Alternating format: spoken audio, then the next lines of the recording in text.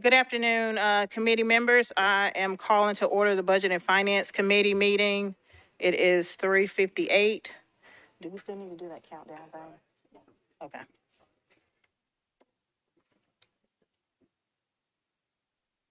All right, our chair is stuck in traffic, so I am sitting in her stead. We will start with our public comment period pursuant to Council Rule 28 and state law. Public comment is limited to matters that pertain to items on the agenda. You may only speak about items that appear on the agenda. We did have one person sign up for public comment, Mr. Steve Ritter, on Resolution 2024-240. He wants to address a concern. Where's the Microphone? Mr. Ritter? Ryder. Yeah. Steve Ryder for the record. You have 2 minutes. Thank you, Madam Chair and members of the Budget and Finance. I want to call your attention to the first whereas, third sentence. It says low-cost loans to developers. My understanding, the way the program was put forward, is not just low-cost loans, it was also grants. And so unless there's a change in that, that's a clerical error. It should be low-cost loans and grants. On the fourth line, it says proceeds to be used to address affordable housing and homeless services. Need to be clear, there was a $50 million allocation. $25 million went to services and $25 million went to affordable housing. So this was for affordable housing, so you need to delete homeless services. This is not a part of that allocation.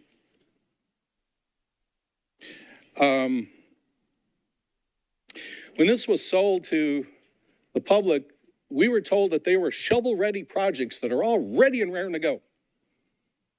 We need to pass this, and this was the previous administration. Eddie Latimer had some questions from Affordable Housing Resources, and I did too.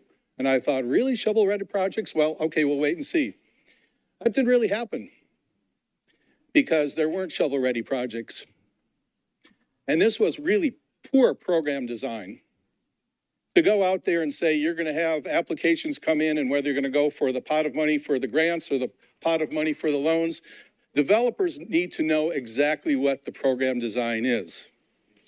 And this, what you're talking to today, is transferring the administration from MDHA to the Barnes Fund. My question is, why would you do that? MDHA is administrating this program. Transferring it to the Barnes Fund is going out there and changing responsibility for this program. Also, are you going to change basically the repayment terms or is everybody going to be getting a grant? Because I heard Karen here talking about, well, we're going to do grants. And I thought, okay, well, that's not the way the original program was designed. Thank you very much. Thank you, Mr. Ritter. Sure, let's go talk. And that was our one and only public comment, so we will move on to the agenda. I will read the items that are on the consent agenda. If there's anything that needs to come off, if you could raise your hand. On the consent agenda, Resolution 2024-241, 242, 243, 244, 245, 246, 247, 248, 249, 252, 253, 254, 255, 256, 257, 261, Bill 2024-189, 190, and 191. Is there anything that needs to come off of the consent agenda? Councilwoman Suara? Okay, let's drop everything too. Thank you, Chair. Can you pull BL 2024-189, please?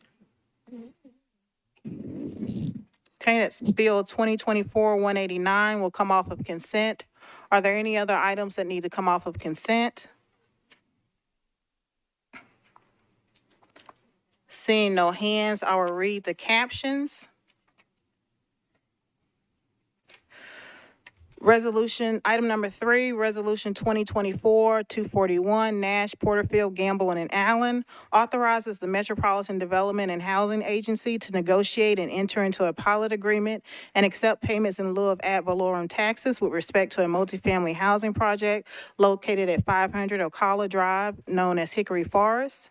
Resolution 2024-242, Porterfield and Bradford, approves a sole source contract between the Metropolitan Government and UKG Chronos Systems, LLC, to provide software as a service, software license renewal, support, maintenance, and hosting services.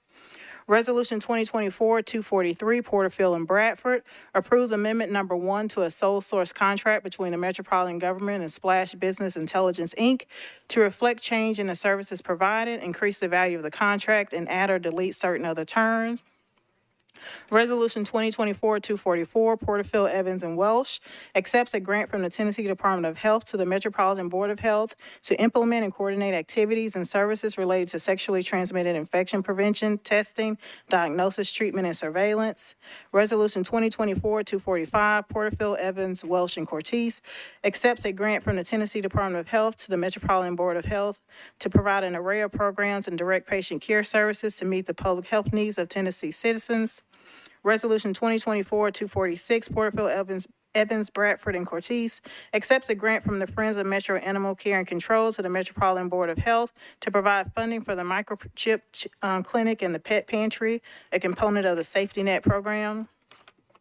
Resolution 2024-247, Stiles, Porterfield, and Welsh, accepts an in-kind grant from the Friends of Mill Ridge Park to the Metropolitan Board of Parks and Recreation for the design and construction of a barn at Mill Ridge Park adjacent to the historic Farmhouse Information Center.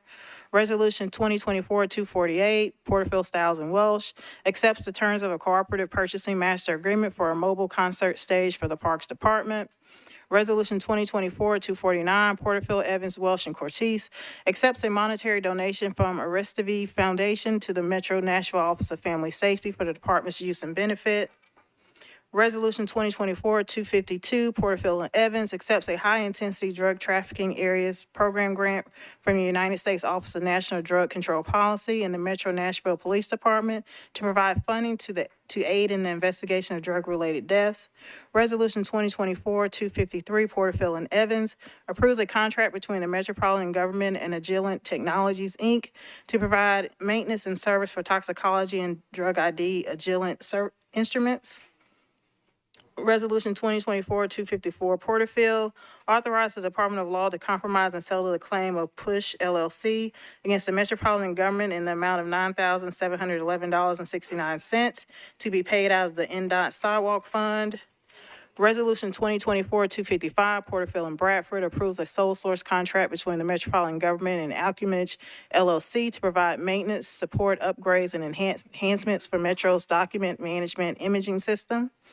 Resolution 2024-256, Porterfield and Bradford, approves an application for a Connected Community Facilities Grant from the Tennessee Department of Economic and Community Development to the Metro Information Technology Services Department to construct and improve digital access through the creation of buildings and rehabilitation of existing facilities.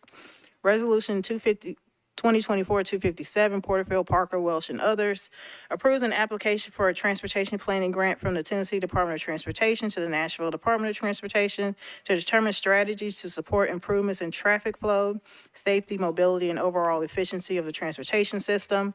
Resolution 261, Porterfield, authorizes the Department of Law to compromise and settle the property damage claim of Nationwide Insurance, ex sub G of William Stanton against the Metropolitan Government in the amount of $16,562.85, with said amount to be paid out of the Self-Insured Liability Fund. Bills on second reading, Bill 2024-190, Coopin, Porterfield, Gamble, and Parker, authorizes the grant of an easement on various parcels of property comprising a portion of the existing Nissan Stadium campus and approving the grant of a related easement by the Sports Authority for the same purpose. Bill 2024-191, Porterfield, Gamble, and Parker, grants a franchise to Unity Fiber LLC to construct, operate, and maintain a fiber optic communication system with Metropolitan Nashville under the provision of Metropolitan Code of Laws, Title 6, Chapter 26. And that concludes the consent agenda. Are there any other items that need to come off of consent? Councilwoman Allen. Thank you, Madam Chair. RS 2024-243. RS 2024-243. Are there any other items that need to come off of consent? Seeing no hands, can I get a motion to accept the consent agenda? Been properly moved and seconded to approve the consent agenda. All those in favor, aye. Any opposed? Any abstentions? Motion carries.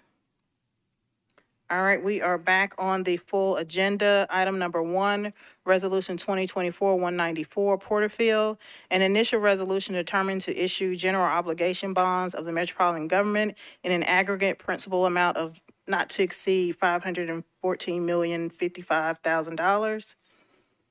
Can I get a motion? It's been properly moved and seconded. Is there any discussion? And I will not be moving my amendment. All those in favor, aye. Any opposed? Any abstentions? Motion carries. Item number 2, Resolution 2024-240, Porterfield and Gamble, provides amendment to the Resolution 2022-1696 to change the date that unobligated funds left in the Affordable Housing Gap Financing Program shall be transferred to the Barnes Fund for Affordable Housing. Can I get a motion? It's been properly moved and seconded. Councilwoman Porterfield, are you going to move your substitute? Thank you, Madam Chair. I would like to move my substitute. It's been properly moved and seconded. Do you want to describe what the substitute does or defer to council? I will defer to council. The substitute is a housekeeping amendment or substitute. It removes the reference to Amendment 2 because there was never an Amendment 2. And it also identifies the sections of the resolution as sections 1 and 2. Any additional discussion on the substitute? Okay. All right, all those in favor of approving the substitute, aye. Any opposed? Any abstentions? Motion carries. And we're on the bill as substituted. Councilwoman Porterfield, do you want to move your resolution as substituted? Yes. Can I get a second? It's been properly moved and seconded to approve the resolution as substituted. Is there any discussion? Councilwoman Suara. Thank you, Chair. I just wanted to see if someone will address the question that was raised during the comment period.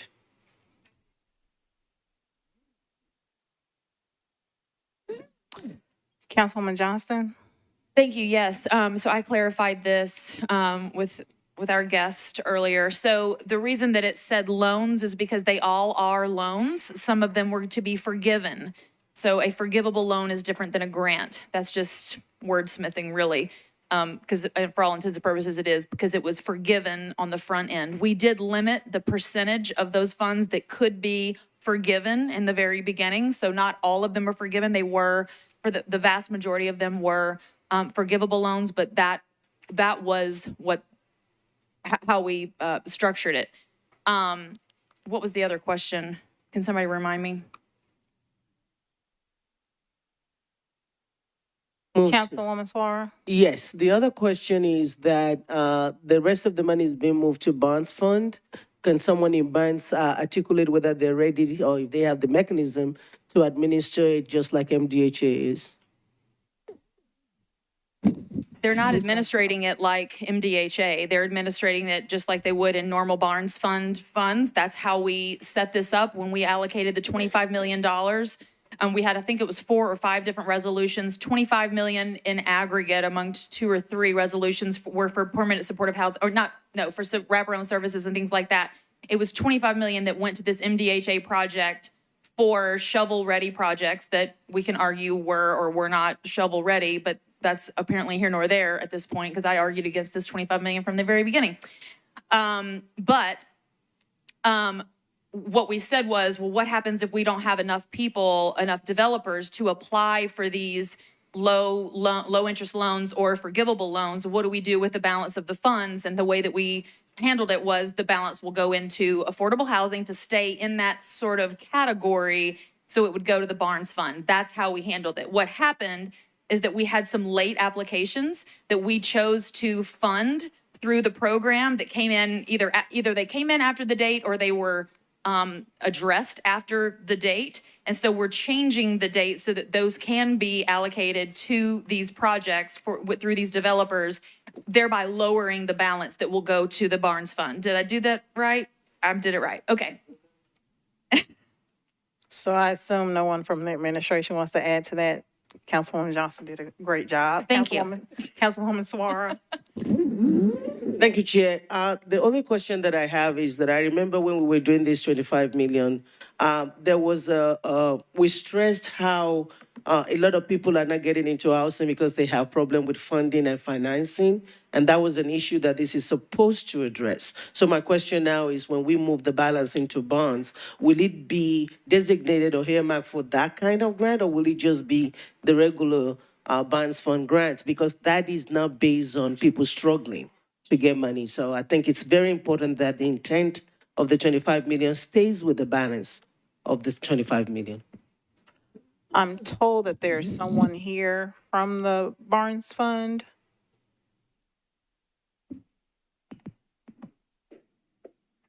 Okay, I see. You're recognized. I'm Karen Weaver, and I'm the manager of the Barnes Fund. Councilwoman Suara, if I understand your question, you're asking, will the Barnes Fund, the portion that is allocated, the portion that was remaining that's allocated to the Barnes Fund, if that will have the same guidelines as what was originally going to be done by MDHA? I can't tell you for sure whether it was exactly the same, because I don't remember exactly how MDHA had theirs set up. But we have decided to focus that allotment on the 0 to 30% income range, so that it will go to those who need it the most. And I think what will happen is, as different organizations apply for that funding, they're going to tell us how they're going to use it to the betterment of that group, and they'll be scored accordingly on how well they're meeting the needs of that 0 to 30% income range group. Does that answer your question? No. Councilwoman Suara. Oh, I'm sorry. So Councilwoman Johnston. thank you. So legislatively, we did not restrict any of the funds that were going to go into the Barnes Fund for any specific purpose. If we wanted to do that, I guess that's feasible, to create a resolution that would ask the Barnes Fund to have that exact amount that we are moving to them to have those types of restrictions for 0 to 30 or for permanent supportive housing, which is what the original $25 million was for. We could probably do that. She's looking at me with devil eyes. But right now, technically, those funds are not restricted to anything. They just go into the Barnes Fund for them to do with how they see fit. Thank you for the clarification. I think I will follow up later. There was a need that was identified with the 25 million, and there was a reason for that.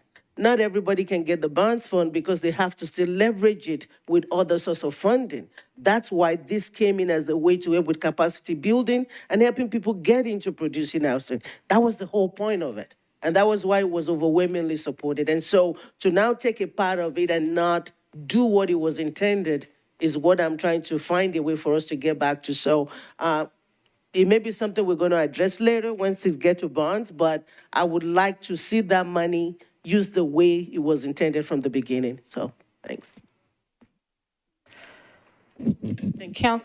Councilwoman Allen and then Evans. Thank you, Madam Chairwoman, Chair. I had asked in the planning meeting if we could get some kind of accounting for how the 17 million that did get spent was spent, just to have a better understanding if there were some shovel-ready projects that actually did fulfill the mission of what we had determined that for. And if there's someone from the administration or MDHA or whatever. Yes, from MDHA. Yes, my name's Treva Gilligan. I'm Assistant Director of Community Development at MDHA. And yes, we can provide you with the accounting of that. Actually, yes, we already have some of the projects occupied. So it was used as it was intended. We actually put it out in 2 funding rounds. Probably the last round was later than it should have been because we were trying to make sure that, anybody that needed the money and wanted an opportunity to apply had the opportunity to do so. So we actually kept the rounds for applications open until the end of November. So that's the reason we wanted additional time to score the applications. I think there were 3 additional applications that were received and funded during that time. So to respond to the previous comment, we left it open and allowed all developers. I think it was advertised widely, and it's our understanding. I mean, we had a lot of interest, but just not enough to use all the money. So if I can answer anything else, I'll be happy to do so. Thank you. Councilwoman Evans? Thank you. I just wanted to check to see, I'm not comfortable with moving this forward on, without having a little more clarity for the Barnes Fund from us. And so unless there's, I guess I have a question first. Is there any issue with doing a 1 meeting deferral from the administration's perspective? Thank you, Madam Chair and Council Member. I do want to note that all this resolution does is delay when it goes to the Barnes Fund from December 31st to March 31st. I can't identify an issue, but I don't know if it will keep anything moving from MDHA or Barnes' side. Well, I know from MDHA's standpoint, we wanted to make sure that, the extension was approved before our board approved the last awards. Councilwoman Councilwoman Evans, I'm sorry, were you Oh, done? yeah, I was just going to ask what's your meeting date for those of the approval? I believe it's March around we meet on the 2nd Tuesday of March, so whatever that date is. Okay, then I'd like to move for a 1 meeting deferral. Okay. All right, it's been properly moved and seconded for a 1 meeting deferral. Is there any discussion on the deferral? All right, Councilwoman Johnston, then Councilwoman Suara. Thank you. I'm going to speak against the deferral. I understand the desire for it, but again, to Mr. Rosenberg's point, the leftover funds going to the Barnes Fund is not what we're contemplating here. We're changing the date in order to allow these last 2 projects to be included to go to the original intent. So a delay from this, it doesn't change if it goes to the Barnes Fund or not. It's still going to the Barnes Fund. We're just trying to accommodate these late 2 projects. So I would encourage you to not, and hopefully withdraw the motion, honestly, to defer, because that's not what we're looking at. I think what a reasonable way to move forward would be to figure out, okay, what's the dollar amount that's going into the Barnes Fund? I don't know what it is, 25 minus 17 and some change, I guess. And say, what do we want to do with that? And can we do that effectively through the Barnes Fund? And if we can't, we can obviously take money from in that same amount or something less than that from the Barnes Fund to do something else. But right now, this was, again, another reason why I was arguing against the original 25 million going to this is because we were told we had the demand for this 25 million to go pretty quickly. And clearly that did not happen. And I've got a council member nodding her head because she was she's on the committee with me to do this. I knew that we didn't have the demand for all $25 million to go to this project. It was forced down our throats, and people heard, oh, well, but the balance is going to go to the Barnes Fund, and so everybody feels good about the Barnes Fund, and here we are, and people don't agree with it because it's not going to the original, purpose of the funds. It's important that you pass things and you understand exactly what's going on, because this was passed almost 2 years ago.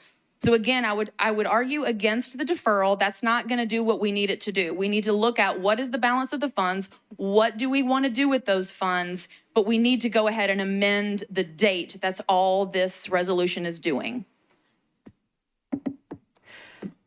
Councilwoman Suara. Thank you, Chair. As someone who represented council on the Housing Commission and worked with the Bonds Fund for a long time, I have absolute faith in the Bonds Fund to do what it's said to do. And having money go to the Bonds Fund is not the issue here. I believe that whatever we tell them to do is what they would do. So I want to clarify that. So there's no objection to it going to the Bonds Fund. My line of thought is about what do we want the bonds fund to do with it, and to make sure that it stays with the intent of the original allocation. So my question is on the, I know they said they meet on the first Tuesday in March. Is that in the morning or afternoon? Because if they meet, oh, they meet on the second. Oh, we meet on the first. Okay, all right. Okay. I just wanted to make sure that our deferral does not mess up their meeting, because I do agree that we can go ahead and give the extension and then work with bonds on what we want them to do with the money coming to them. So, thank you. Just a point of clarification for the first meeting in March, it's going to be on the 7th because of Election Day. So we're going to be meeting on a Thursday. Is there any other discussion on the deferral motion? Seeing no further discussion, I'm going to ask for a show of hands. All those in favor, if you could raise your hand. Of the one meeting deferral, yes. That's the motion on the floor. All those in favor of the one meeting deferral. That's all that this one's doing. Can it introduce an amendment? All right, I see 5. All those opposed to the one meeting deferral. Because you're not really amending to do something, amend this. Chair votes no. Amend one from 2 years ago when it says. So that's 5 in favor, 8 opposed. So the motion for one meeting deferral fails. So we are back on the motion to approve the resolution as substituted. Is there any further discussion on the motion to approve the resolution as substituted? Seeing none, all those in favor, aye. Opposed, no. Any abstentions? Motion carries. All right, moving on to item number 12. 5.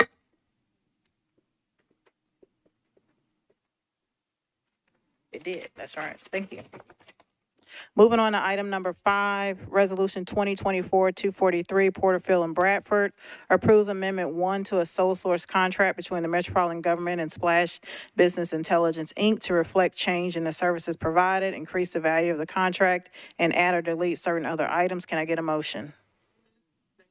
It's been properly moved and seconded. Is there any discussion? Councilwoman Allen? Thank you. Just a question. I just was poking around to see what the exhibit said, would be done, and it looks like they do a lot of things that we need done. But there was a reference to a 400% increase in one of the costs that just seemed like a math error or mistake. And I apologize that I don't have the exact page number, but I have written down on gig page. So if I can find it real quick, I'll be more specific.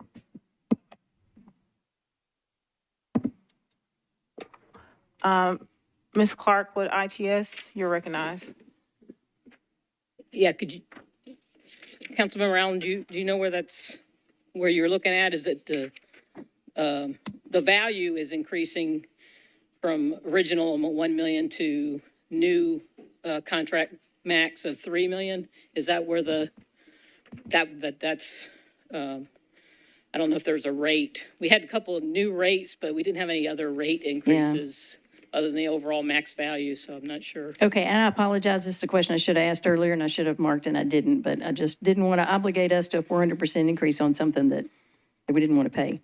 But I can't find it now, so I'll go through pages and send it to you later. Yeah, just send me any questions you have. I'll be glad to answer them. Great, thank you. Is there any other discussion on Resolution 2024-243? Councilwoman Allen, you're good? All right, seeing no further discussion, all those in favor, aye. Opposed, no. Any abstentions? Motion carries.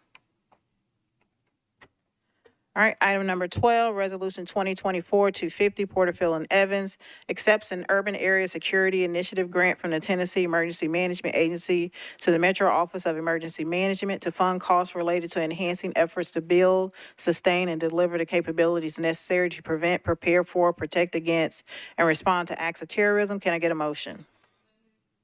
It's been properly moved and seconded. Is there any discussion?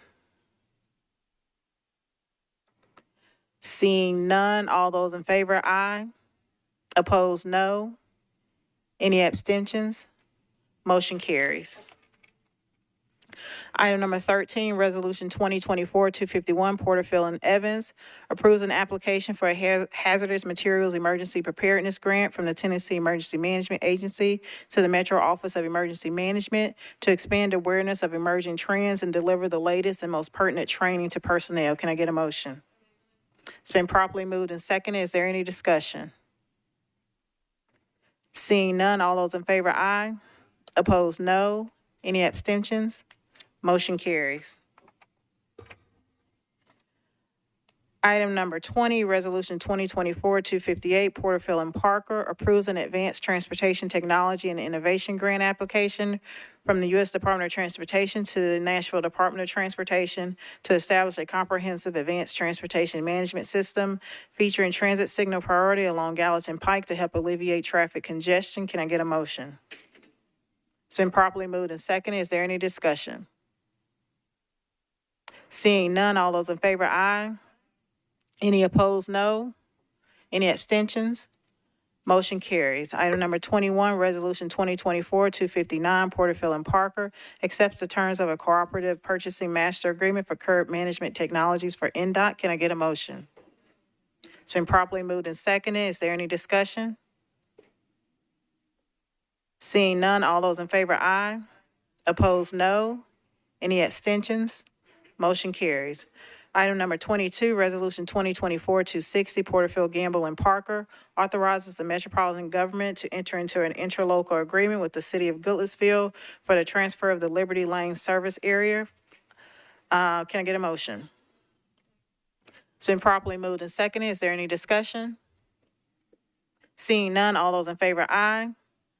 Opposed, no. Any abstentions? Motion carries.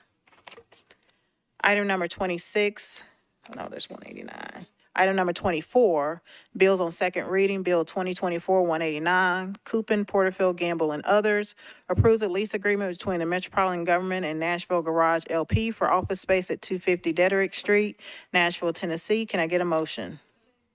It's been properly moved and seconded. Is there any discussion? Councilwoman Suara. Thank you, Chair. I have a couple of questions. I don't know if it's finance or the Register of Deeds that can address them.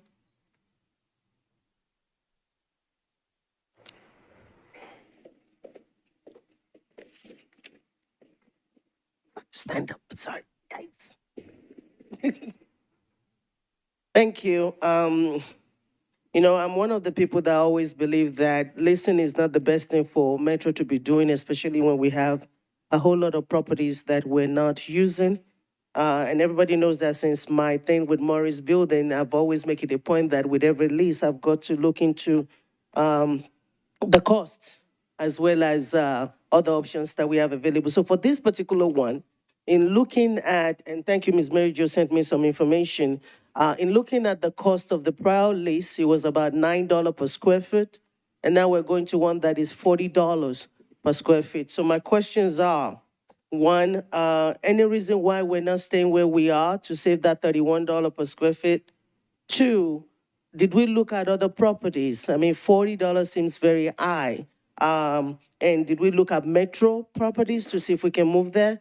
Did we look at properties outside of downtown? Because she sent me some comparative market rate stuff for least in downtown, this is about the average in downtown, but did we look outside of downtown? Did we look at metro property? Because a move from 9 to 31 seems very high.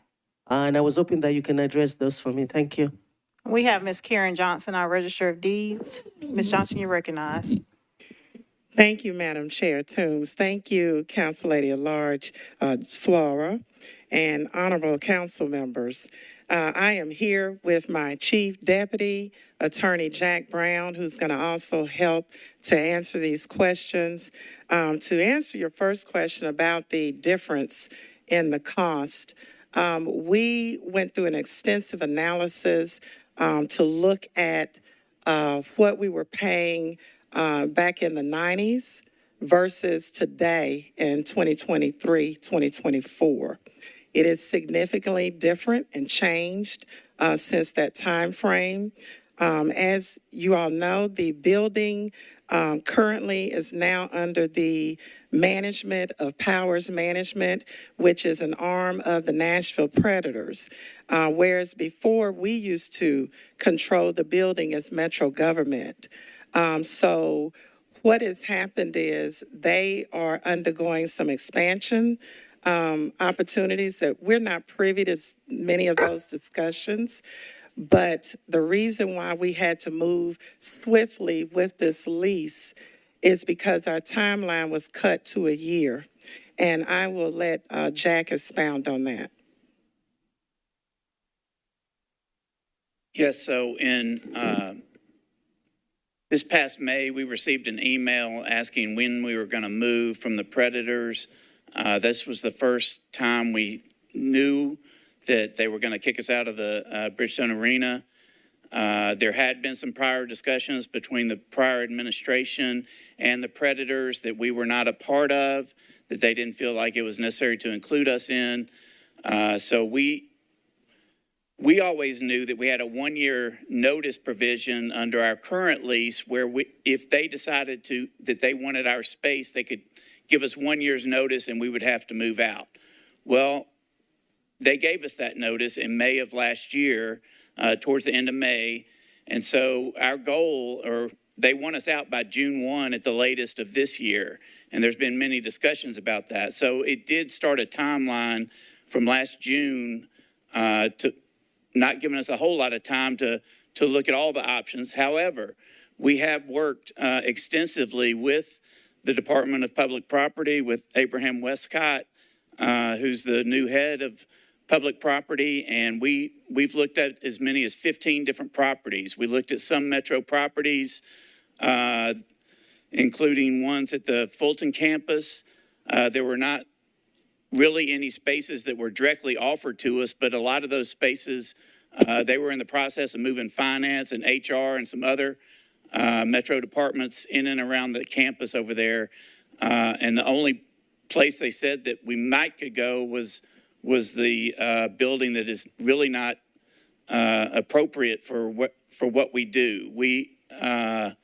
It was a high security, no disability entrance to the building, and for those reasons, we thought our current location that we've chosen is better. Just to give some history, the Register of Deeds office was in this building since it was built until the late 90s when they decided to rehab the old courthouse. And so the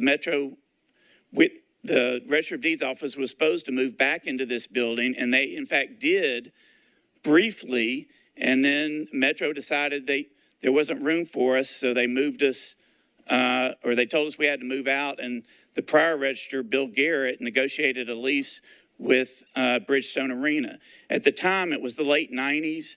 Our rent hasn't really gone up significantly since that time.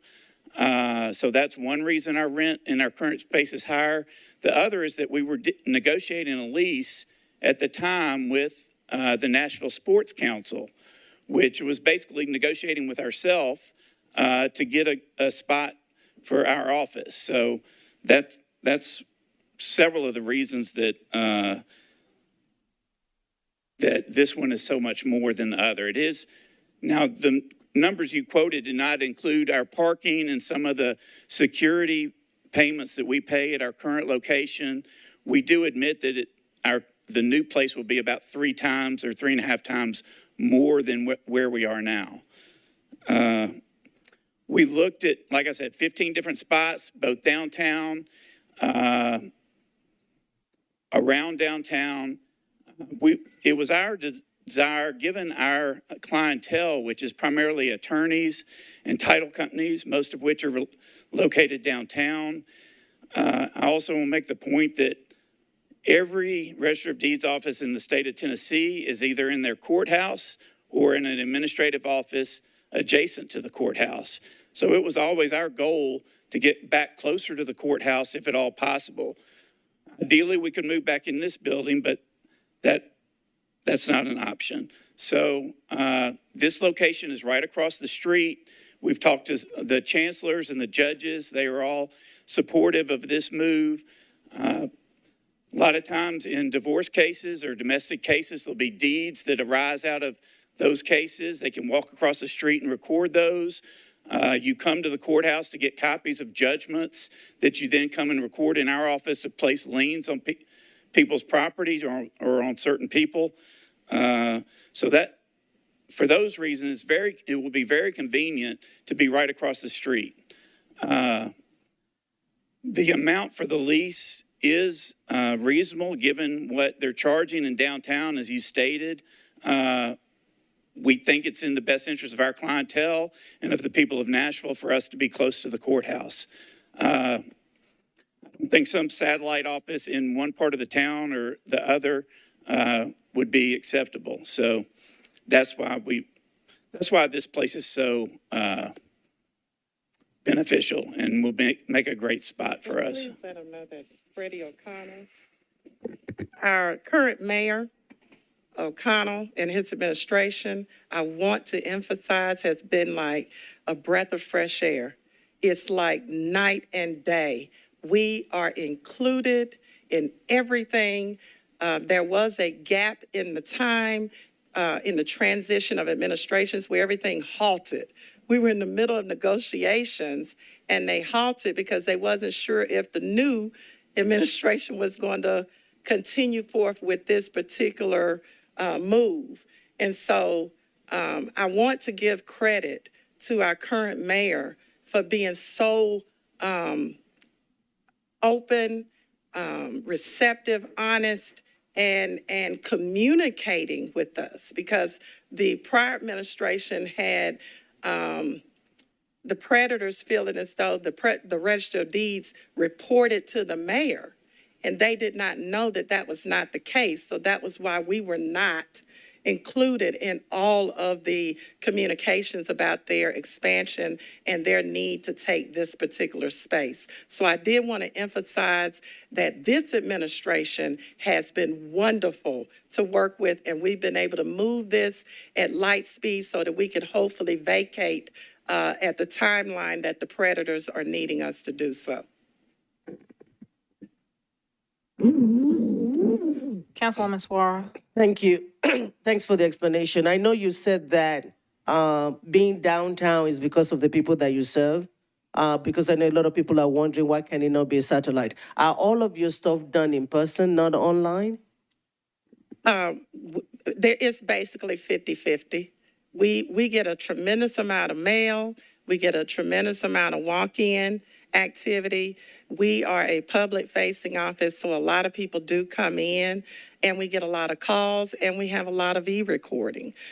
So it's a mixture of everything. One of the buildings that, the last building that we looked at, which was 152nd Avenue, which is now where the public defender is in. And that's just an example of, we tried to get close, and the Washington Square building did not provide the parking that we needed. 152nd Avenue, where the public defender has now just moved in, that building didn't allow for customers to drive up and park like they are accustomed to at the Bridgestone Arena. We have space where they can pull up and come straight into our doors. That wasn't possible at the locations that were closest to the courthouse. Another point on that is that our office not only records documents, but we maintain all of the property records for all of Davidson County. We have a public side to our office where attorneys or title searchers can come in and use our computer and access our database. So it's not only people coming in to record documents, it's also people coming in to do research and that sort of stuff. We do offer a subscription basis, but that's not affordable to some of the smaller law firms or single attorneys or that sort of thing. So it's important that we have a space that's convenient for the public and for the attorneys and for the title companies, not only for purposes of recording documents, which we do record a lot online these days, but also for people coming into the office. One last question. Is this move-in ready, or will there be renovation costs as well? There will be renovation costs. The landlord is putting up a part of the renovation cost, and our office is footing the bill for the balance. It won't be a capital improvement offer, but we're going to pay it out of our fees. Thank you. Thank you, Chair. I just want to go on record. I think that looking at the lease, which is going to be about $4 million for 6 years, not counting the renovation costs, the contract also indicated that the tenants will be responsible for operating costs in the building, as well as any increase in property taxes. I think we need to do a better job looking at all the properties that we have that we're not using, that we can renovate and use in the future. I know this was a last-minute thing. You have to do it very quickly. So this is not so much about just your office, but it's just something that we've seen a lot in Metro, where we're renting and paying millions and millions out in rent, and we have properties that we own that we can fix, or property that we can get and fix. So just wanted to put that on the record. Thank you for your explanation. I just had one point of clarity on the part of the lease where it says that we'll be responsible for a pro rata share of the increases in property taxes. Our pro rata share will be a very small, like 1/200th or 1/100th or something of the increase. Because it's our part of the rentable space in the building, and that includes the 10 floors of parking area. So our actual space will be a very small part of any increase that we may become responsible for. And to make you feel a little bit better, we did look at the Hermitage location that Mayor O'Connell previously represented in District 19, which is the School for the Blind, but the renovation timeline did not lend itself to the timeline that we needed to be able to vacate from the Bridgestone Arena. So that would have been one of the ideal Metro properties that we just recently purchased that we could have explored going into, but the timeline for their renovation is a couple of years, 3 years down the line. All right, Councilman Druffel, then Councilwoman Evans Siegel. Thanks, Chair. My question was answered in terms of the lease. Thanks. Okay. Councilwoman Evans Siegel. Thank you, Vice Chair. I just want to reiterate how important the location is and that these be publicly accessible. Many of you know I grew up hanging out in the stacks here because my mom used to search these records, and I then went into an industry where I have had to deal with the Register of Deeds quite a bit. Being able to be close to the courthouse and to have parking available can make or break deals for people. There are people who will end up in lawsuits if they're not able to get things in and filed quickly and have access. That access costs about $50 a month or $25 a document plus page count if you're trying to do it online. And so having something that are publicly available records that are actually free and accessible to people is really important. And I appreciate getting it closer and back to the courthouse and making sure there's parking there. All right, any additional discussion on item 24, Bill 2024-189?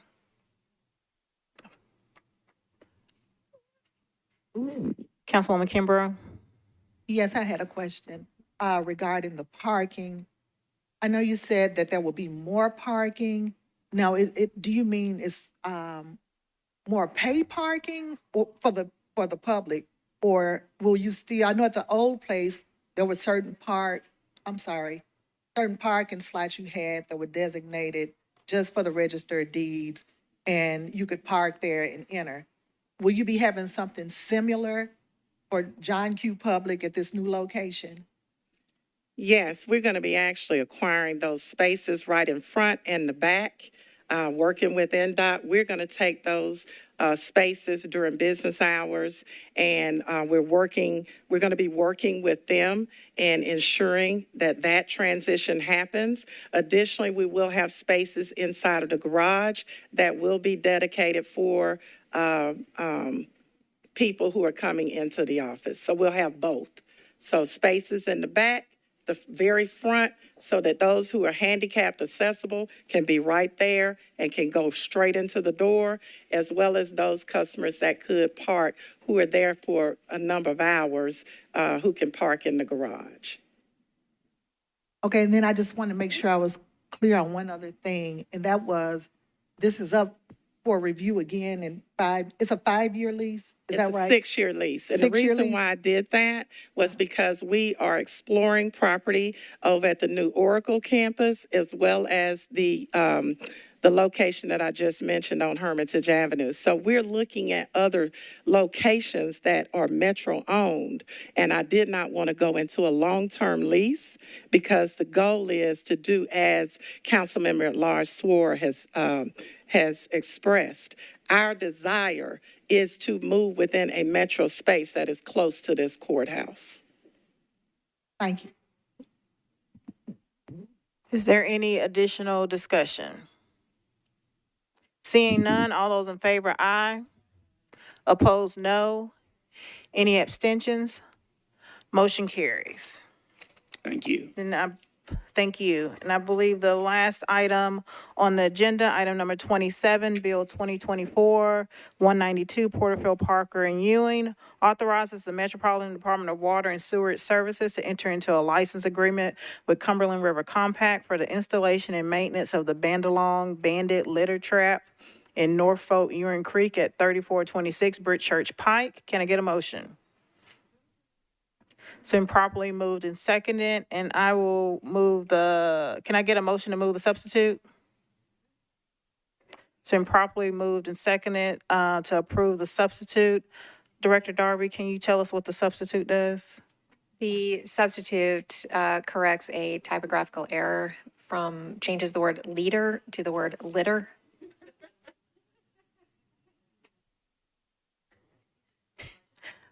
Is there any additional discussion on the substitute? All those in favor, aye.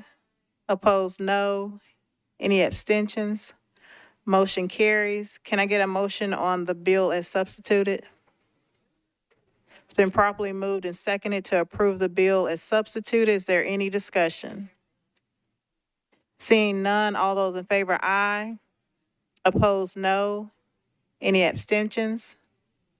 Motion carries. And that concludes the agenda for Budget and Finance. Thank you.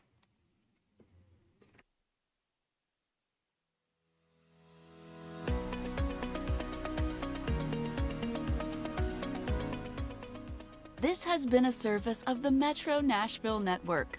If you would like to see this presentation again, or for more information on this and other programs, visit nashville.gov.